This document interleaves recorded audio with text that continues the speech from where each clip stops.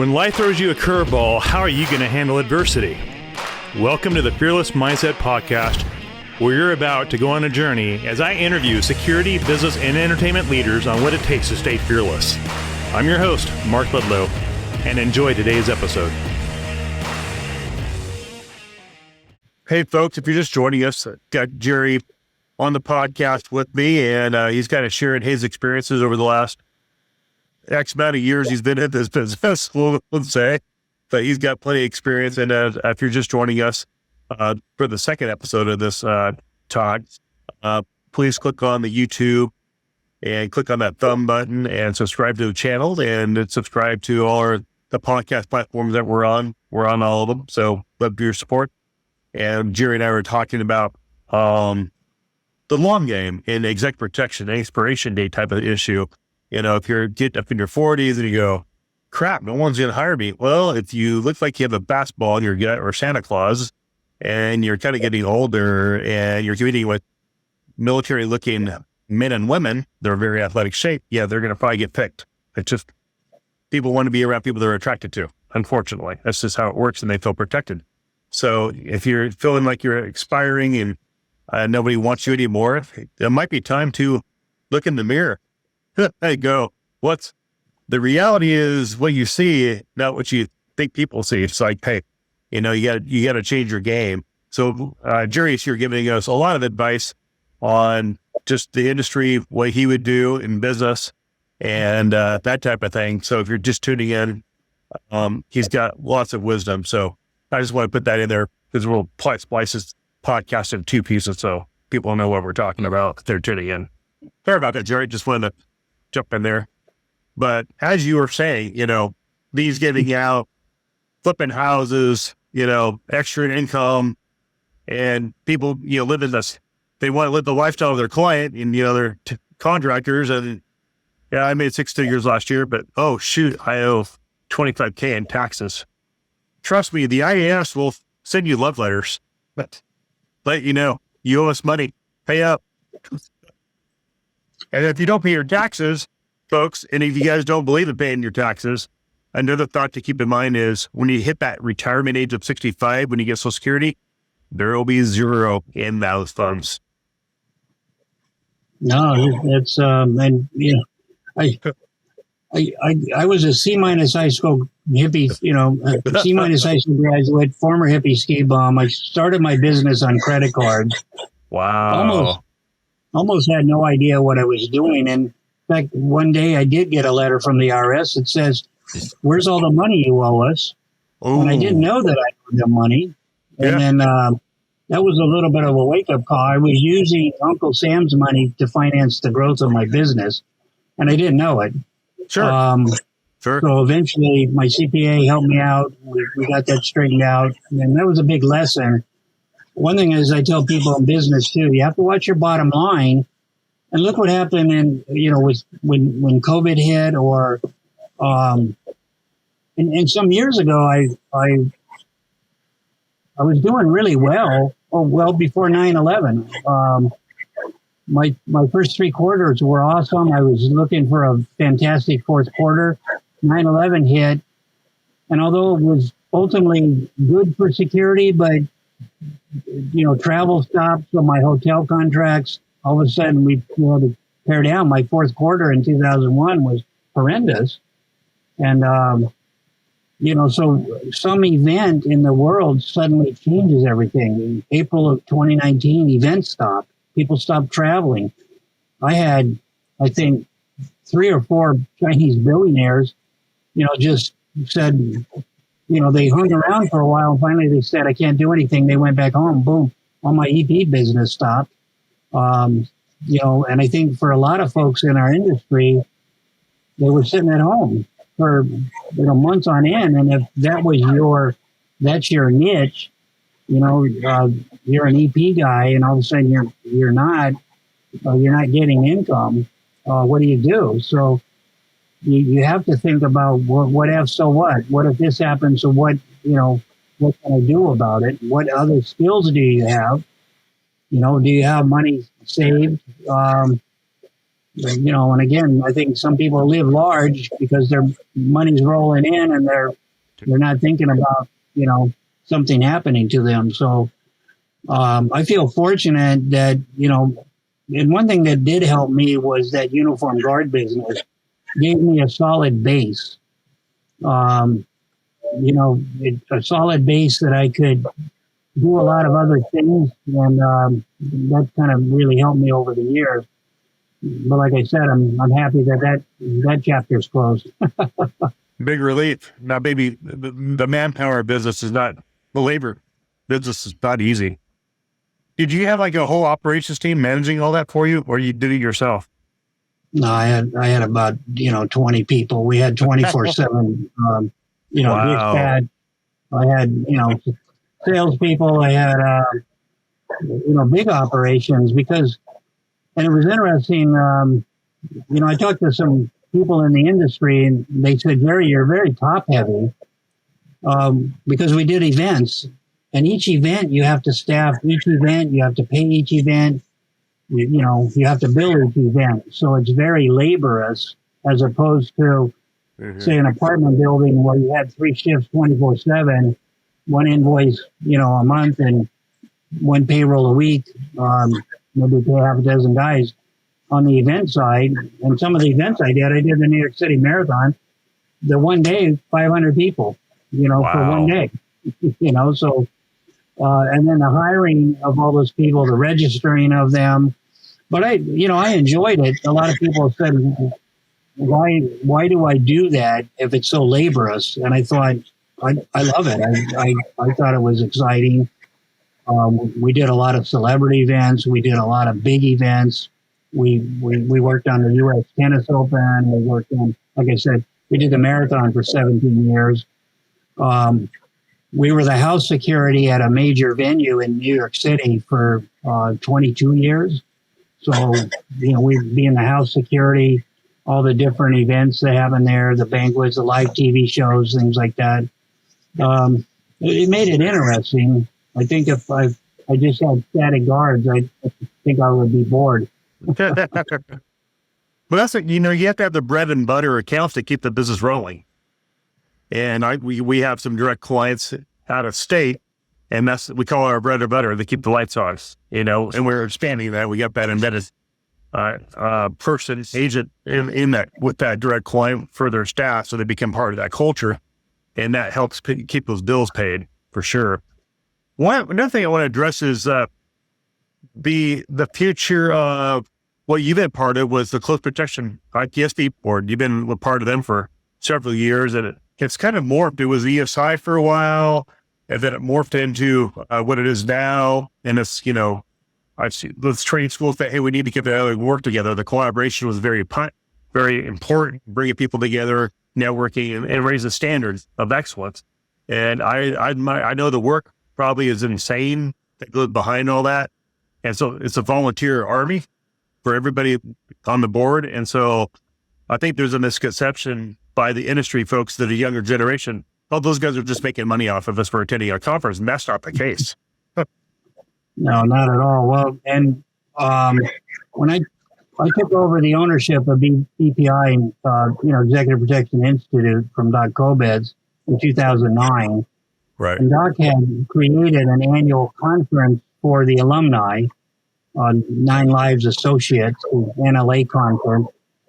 And I told Doc, I need to open this to the public. So in 2010, I created EPIC, the Executive Protection International Conference. And then I had a conversation with Bob Dugan, who between EPI and ESI, we're almost like Army versus Navy or something, Yale versus Harvard, I don't know. But, I talked to him. They did a conference in August. We did our conference in December. And so we decided 2 years later we would join forces. And that was, I think, a big step in the industry. These 2 competing schools come together to support an annual conference. So we did 6 epics.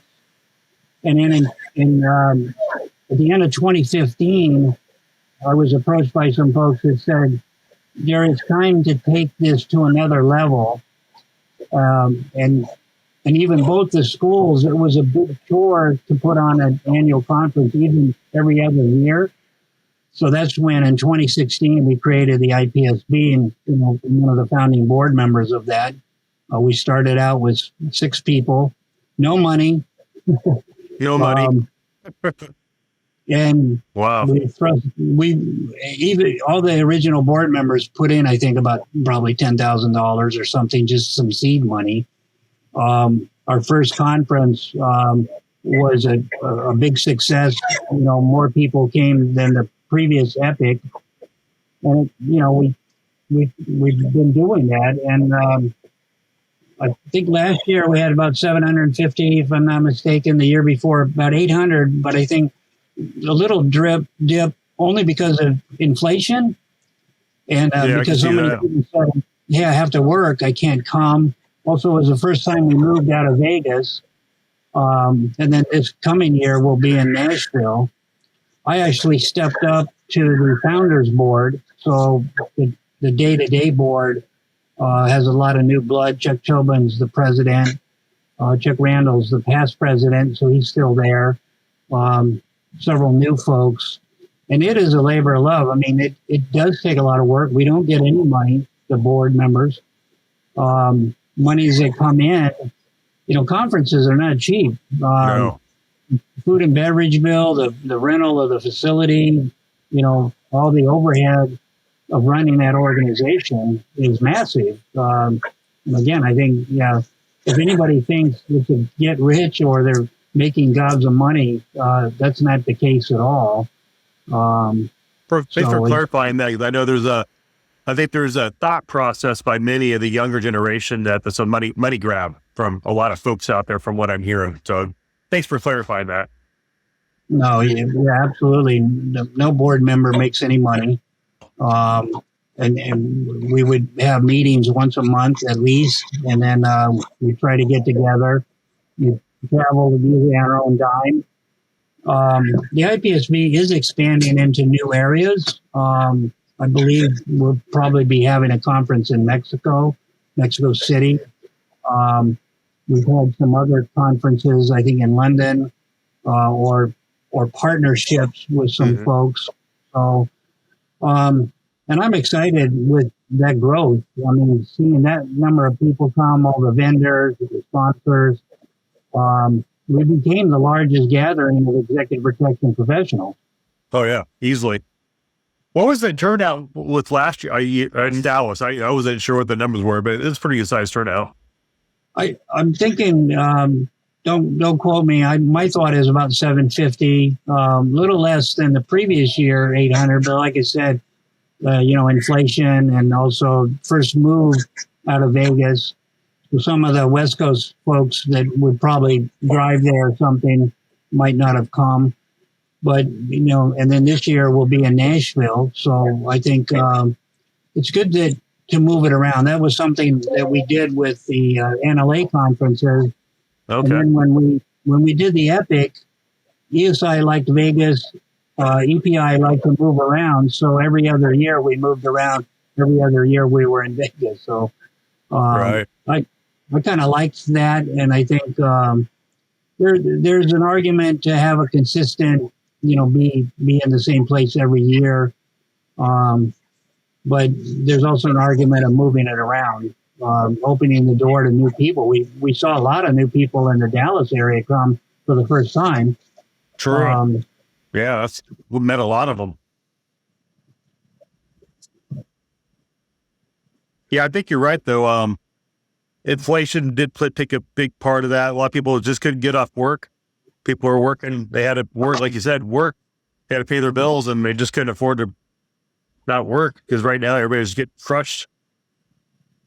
No, a considerable number of people when even some pre-registered, and then they said, "Hey, I can't make it. I have to work." And can we move their paid ticket to the next year? And of course, we did that. That's nice. That's generous. The board has always been considerate of that. I mean, somebody canceled at the last minute and they want their money back. That doesn't usually happen anywhere. Right. But we're happy to move it forward. because we understand. But I think the only reason that it dipped down, or the biggest reason, was inflation for sure. Just a lot of people were hurt, coming out of COVID, and then just the economy going up. Like you said, even business operators, your insurance is skyrocketing, your electric bills, everything, cost of doing business has drastically increased. So What I was impressed with the most was all the international folks that flew from Israel, Australia, Asia that came out. I said, where'd you come from? Australia. I came in from Israel, 15-hour flight. I'm like, what? And I'm like, that's funny. We can't even get people from the West in the United States to just drive. That's but yeah, people are just hurting. Different people have different economies, I guess. In different parts of the world have different economies. But I was impressed by the international representation that was actually there in Dallas. I was pretty kind of blown away by it.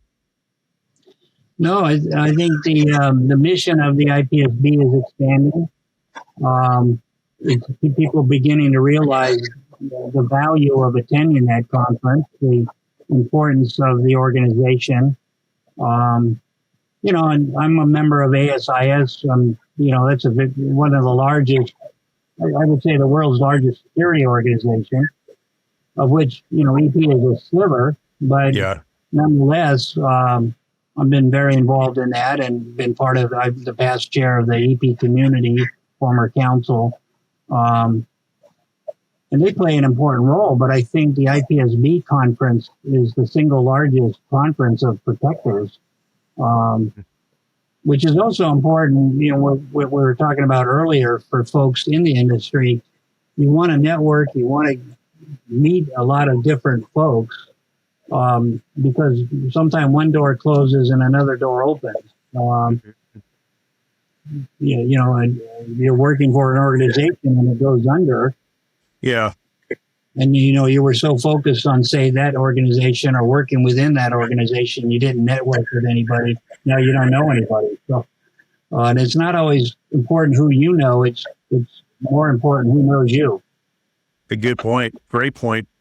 On that point, question for you is probably the most common asked question in the industry is, how do I break into executive protection? How do I get in so I get work? And that's probably what these guys and gals going to these schools, they want to go make that $500, $600 a day, whatever they think that number is these days. And those rates change by the market demands, as you know.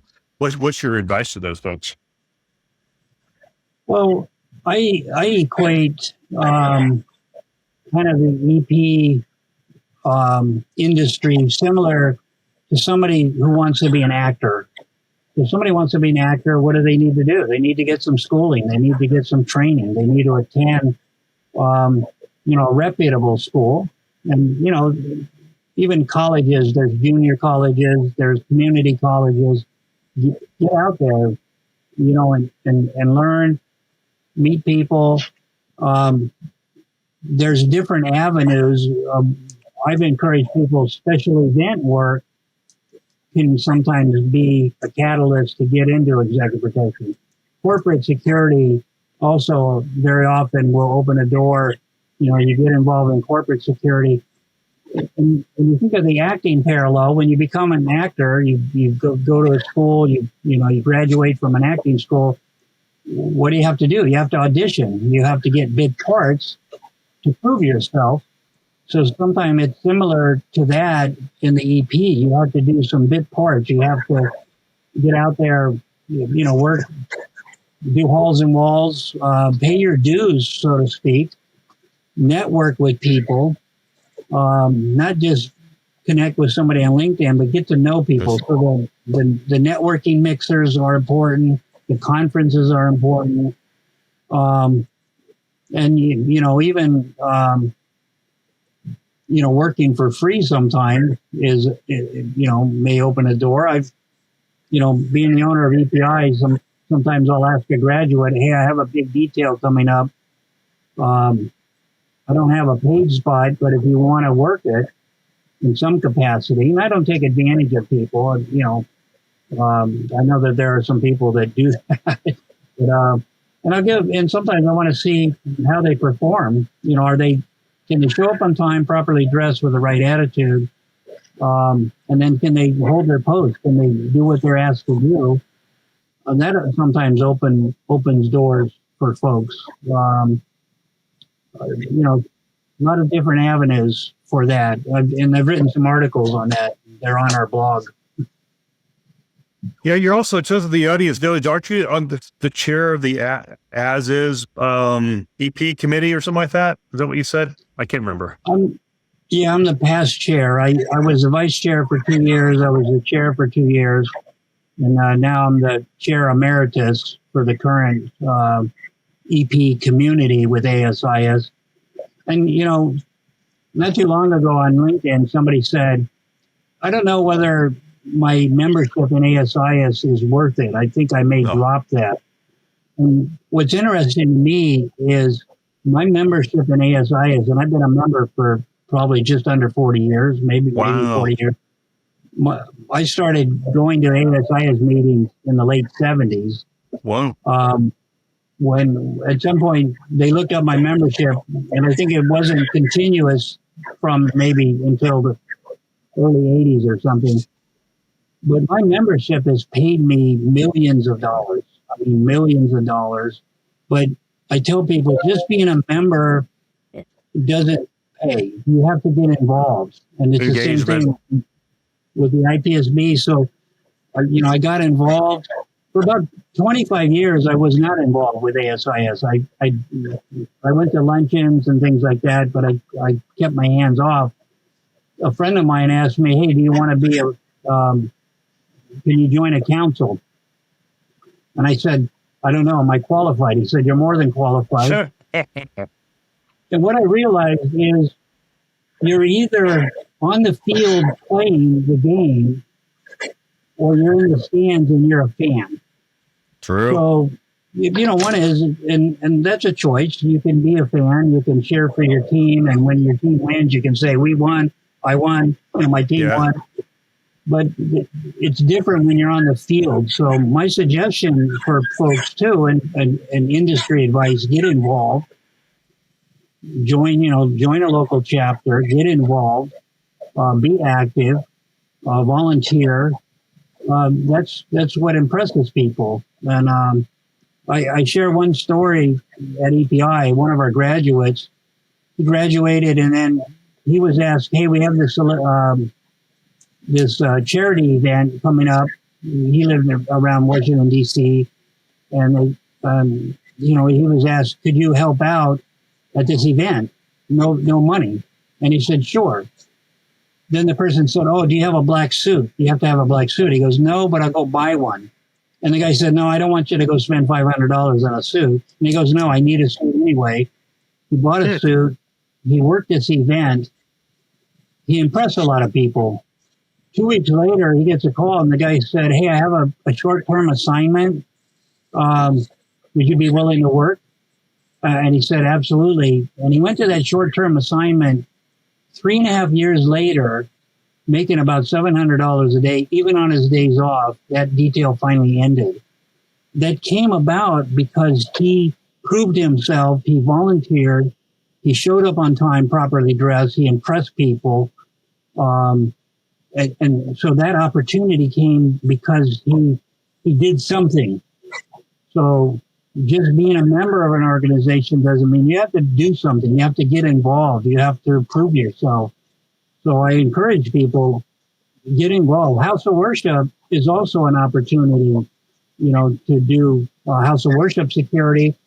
Most of the time it doesn't pay. There are some big mega churches that have paid staff, but and again, it's get involved, volunteer, show people your energy, go to those networking events, and meet people. And so there's a lot more to it than just being in the industry, I guess. I think engagement, face-to-face time, in-person time with people builds the trust. I mean, I think we got all comfortable with Zoom, doing Zoom calls, staying at home. We kind of got lazy. And I think Jamie Dimon said it best in a publication And he goes, yeah, this other bank grew and we were stagnant. We're going back to work. Everybody's going back to the office now. We got our butts kicked in finances during the pandemic because we chose to accept this new culture, this new norm, and now we got to go back to work. And I think there's a resistance, and that during that era, either you're sitting doing nothing like me. I was like, okay, now what do I do? And we're dead for 2 years. I launched my podcast. I didn't know what else to do. And a lot of people just sat around, got lazy, and put on the government dime for a bit, which of course you had to because nobody was working.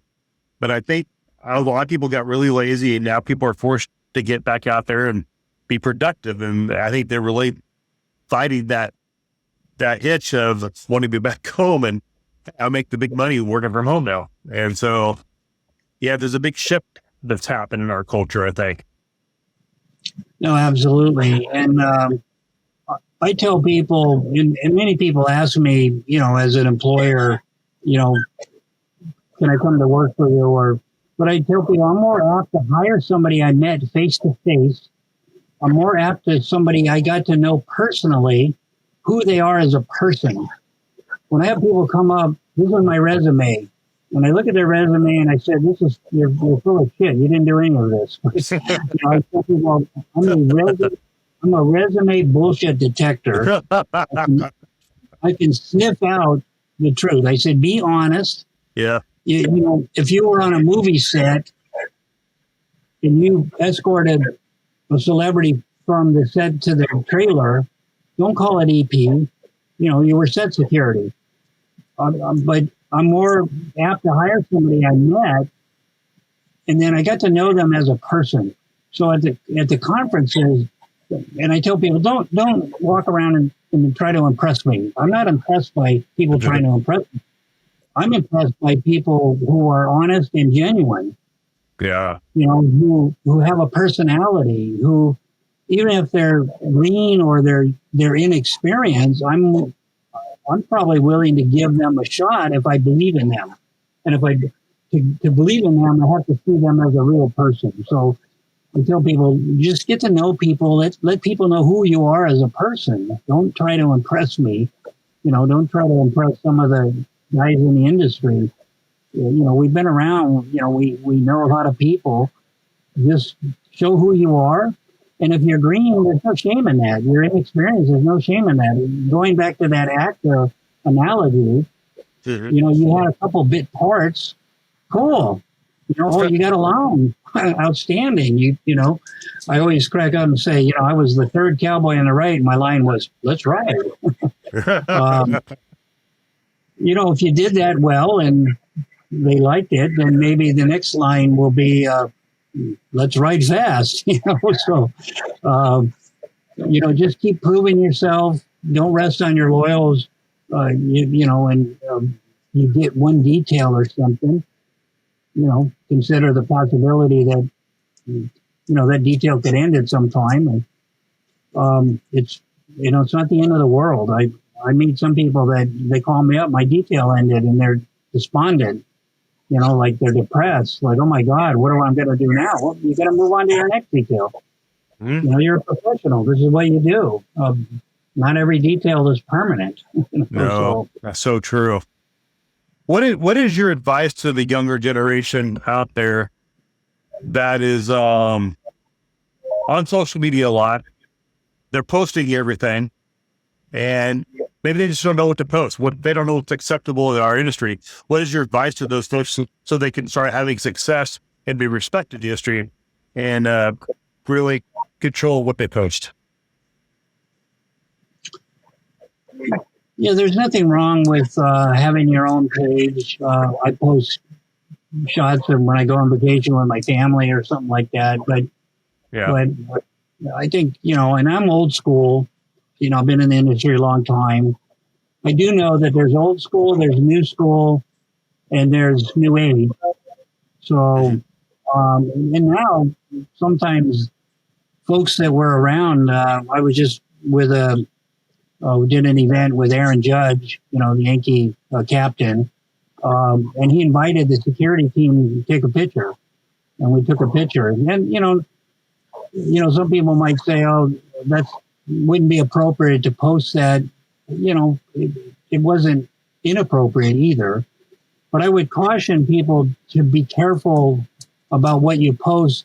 Same thing with email addresses too. If your email is good point. partyanimal@hotbase.com or something like that, have a professional presence. Your LinkedIn is business. Try to avoid putting your opinions there too. As professional protectors, we're somewhat neutral. Yeah. We have to be mindful of today's age. You have liberals, conservatives, Republicans, Democrats. Within sexual orientation, I try to be respectful for everyone. You're a professional. People hire you to protect them. You need to be mindful of who they are and what they're about. I'll draw a line on some people that I wouldn't provide services for, but people have to be careful about their social media presence. What are they telling everybody about them? And then you want to make sure you have that business, professional outlook. Say that's where your LinkedIn, you should be mindful, about what you're posting or opinions and things like that. Facebook, if you're at a drunken party, don't be posting pictures of drunken party. Who needs to see that? Good point. And periodically, if we're going to hire somebody, we may take a look at all their different social media. And, there are times where we think we can't hire this person. Correct. Yeah, it happens. Yes, I know there's a lot of companies out there that have anti-gun policies, and I was talking to a friend of mine, Zach. He said he was talking to his HR people, and they said, if we see any guns or anything on their Facebook, we'll put them on the no hire. We don't care how many experience they have. We see that's our anti-gun policy. And so I think a lot of agents need to be careful of, what they're publicizing out there if you're trying to get work out there. But any parting words to the audience before we wrap this up, Sharon?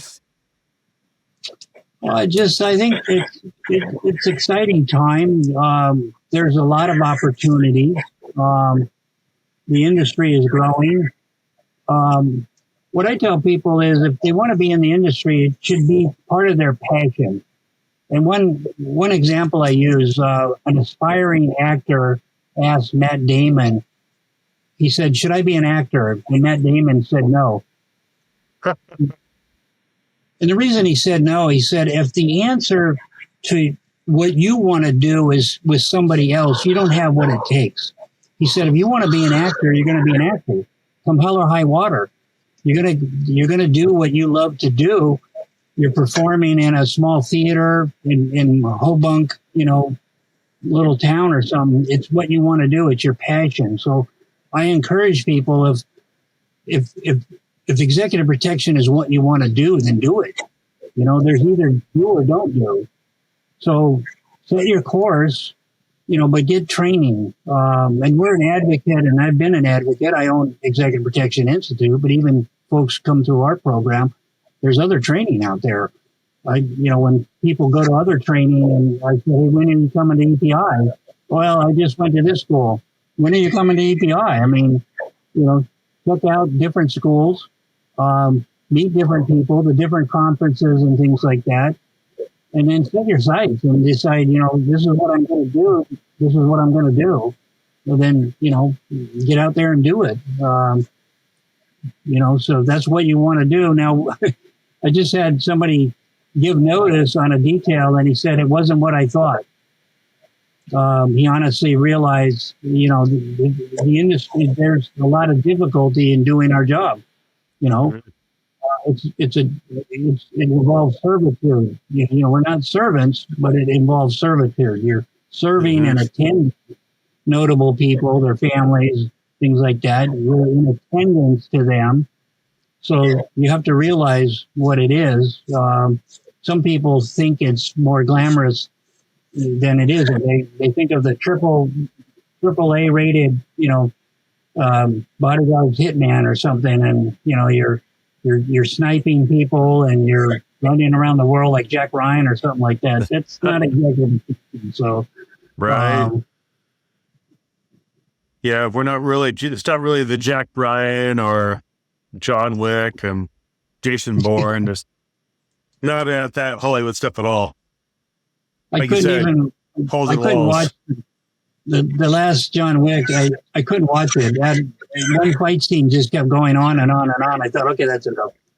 I mean, I remember watching that. Like, that's impossible, humanly impossible. You would be able to do that.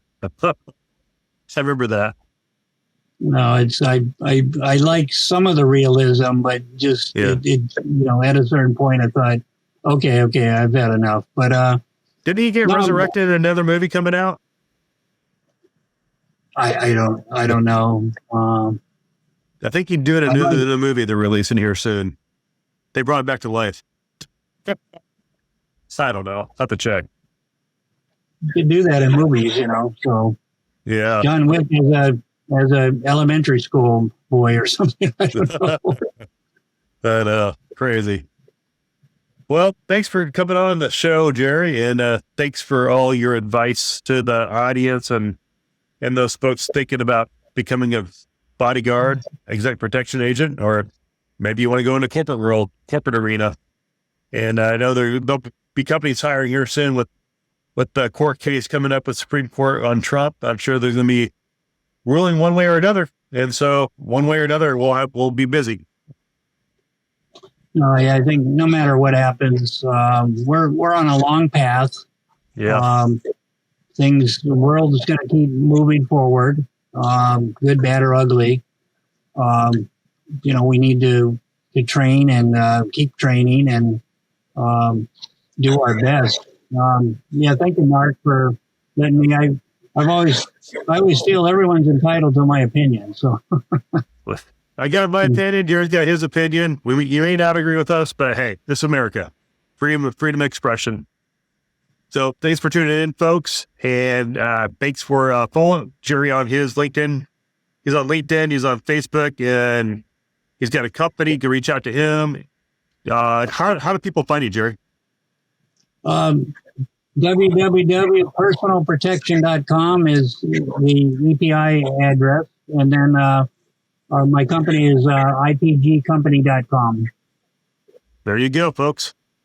And you guys know how to find me. Everybody finds me. You know where my podcast website is and my LinkedIn. So I don't need to cover all those things. But thanks for tuning in. And we'll catch you on the next podcast episode. And have a great weekend.